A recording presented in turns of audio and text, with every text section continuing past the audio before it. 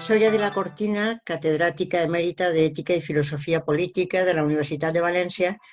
y voy a intervenir en los cursos d'estiu de la Universitat de Gandia justamente el día 23 de julio a las 6 de la tarde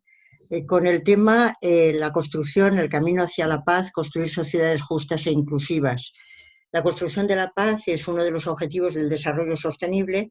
y hoy en día se enfrenta a un desafío, entre otros, que es el de que con la pandemia muchos autores han pensado que la forma de asegurar la paz y la vida de las personas es construyendo sociedades cerradas, sociedades totalitarias que controlen a los ciudadanos, incluso recortando las libertades civiles y políticas.